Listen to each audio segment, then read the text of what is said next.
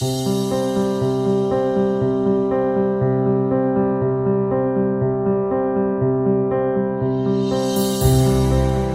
came to Wellspring because I was assisting my dad driving to and from work every day.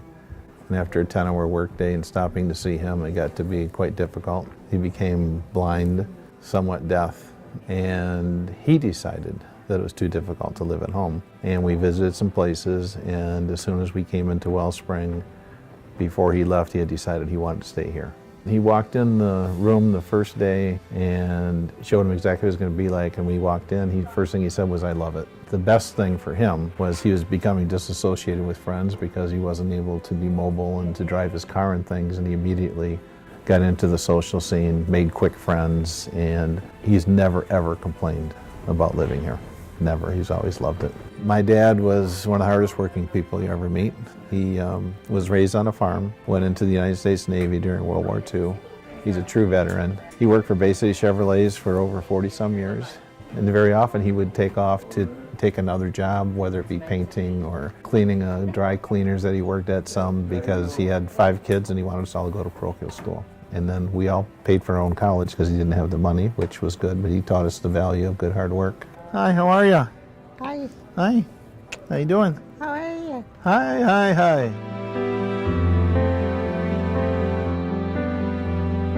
No, she won't eat the crust? Summertime, she breaks it up and feeds. She made her kids eat the crust, I can tell you that. She called us one day the same thing and says, "I don't think I can live alone." She stayed with us for about 3 or 4 months, and one day she just announced, she says, "I want to go live where your father lives." And we said that would be great.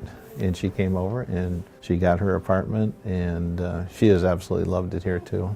Do you want sugar or sweetener? Which one of these? She's in a little different state right now. She's 94, starting to feel some of the dementia that comes on with age, some of the uncertainty. She fell and broke her hip just before Christmas, went through rehab, came back and was a little bit confused, but everybody's taken her in despite the fact that she was ringing her buzzer every half hour all night long because she didn't know where she was. But she's reacclimated herself very well. Staff's been really good to her as well. That's tuna fish, like you used to make me at the cottage. Remember when you'd put dill in it and I'd get mad at you? Huh? Yeah.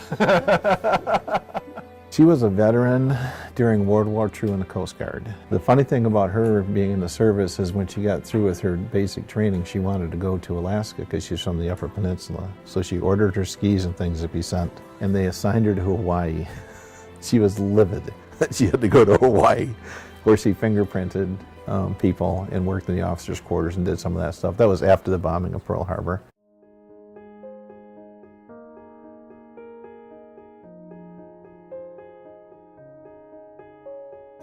Dee Dee, it's me.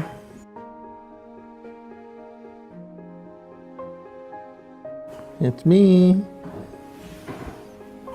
When I married her, she immediately came down with Lyme's disease, Epstein-Barr, some other things. 10 years ago, she had a terrible liver disease. She was in Tampa, and she turned orange, and her doctor called me and said he had some bad lab scores. I need to get her to a hospital, and she went to the top of a liver transplant list.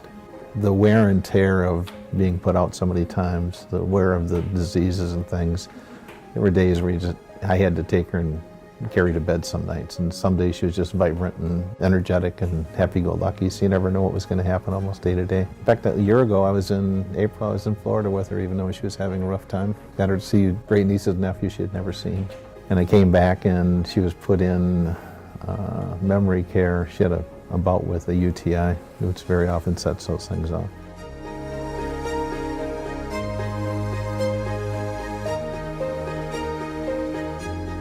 She knew there was some things going wrong. You know, she knew she had to help me answer some of her sentences or her thought patterns. And all of a sudden it got from not very good to really bad. There was no like middle stage.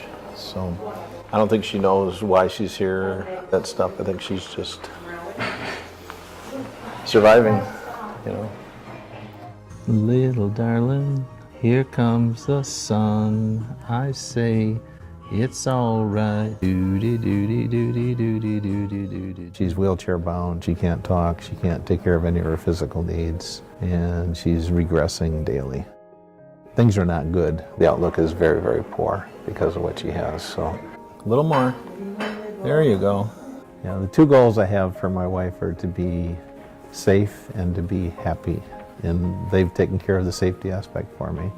And a lot of the happiness, but I always told her, I said, what's my job? She says, to make me laugh. That's what she used to say. So I tell her, I'm here to do my job. I'm going to make you laugh today. And I usually can get a smile or a laugh out of her most days, even when they're bad days. But because I'm a goofy guy.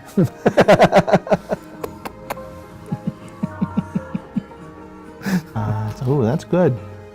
I've never seen my wife in her room. She goes to sleep at night, she gets up, and she spends the rest of the day outside of her room, which is what I want to happen. I talk to the caregivers all the time, and they've been really, really good to me, too. I walk in the door, and they tell me what kind of day she's had already, and don't even have to ask.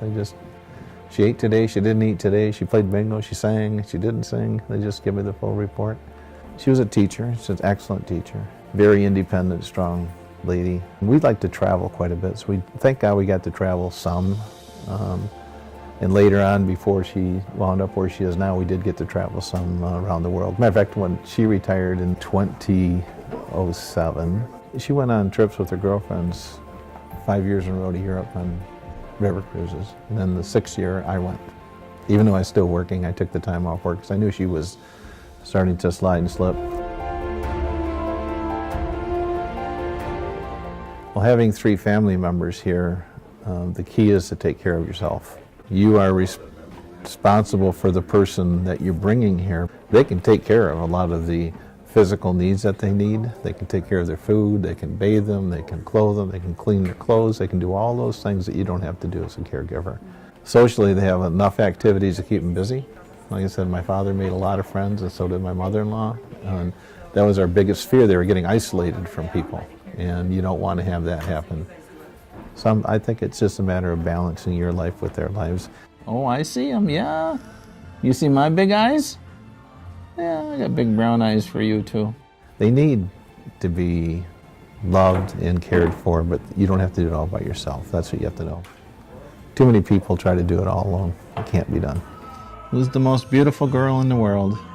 Huh? I love you.